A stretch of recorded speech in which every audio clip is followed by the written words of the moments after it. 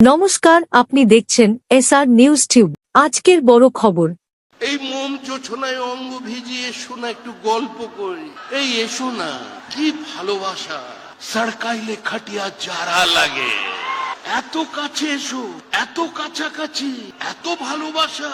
লাগা চুনরি মে দাগ, ছুপাউं कैसे घर जाऊं कैसे, লাগা চুনরি মে দাগ। কেউ বাঁচাতে পারবেন না।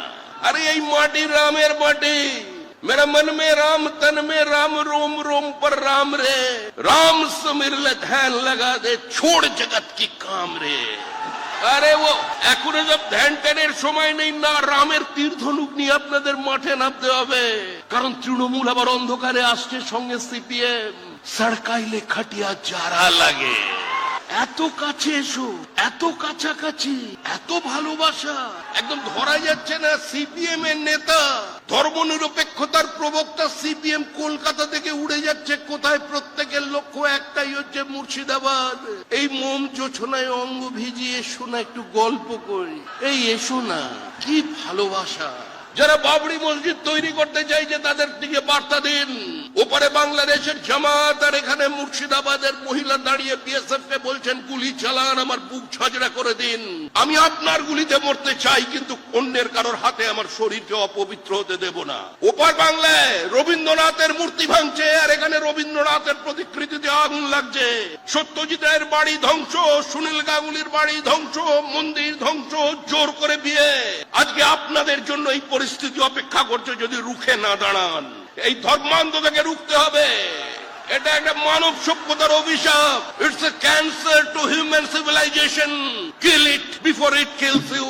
যে কোনো মূল্যে আমাদের অবসান চাই। আজকে আমাদের এই মাটিতে এসেছেন ভারতীয় জনতা পার্টি, পৃথিবীর সর্ববৃহৎ রাজনৈতিক দলের তরুণ সভাপতি শ্রী নীতিন নবীন।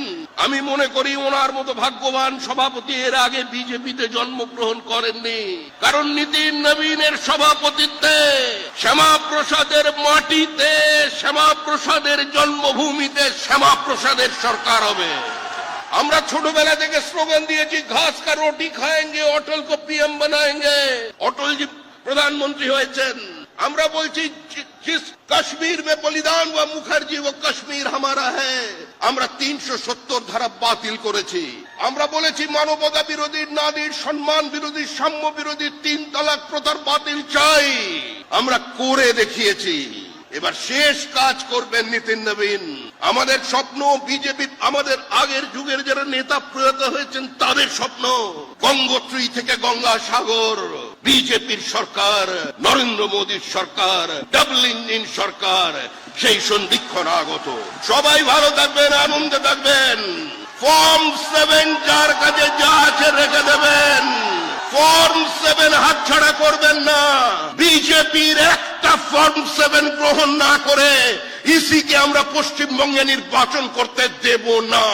No SIR, no vote. ধন্যবাদ। প্রতিদিন নতুন নতুন খবর পেতে এখনই ইউটিউব আমাদের চ্যানেলটি সাবস্ক্রাইব করুন এবং বেল আইকন চাপতে ভুলবেন না। আপনাদের ভালোবাসা ও সমর্থনই আমাদের এগিয়ে যাওয়ার শক্তি।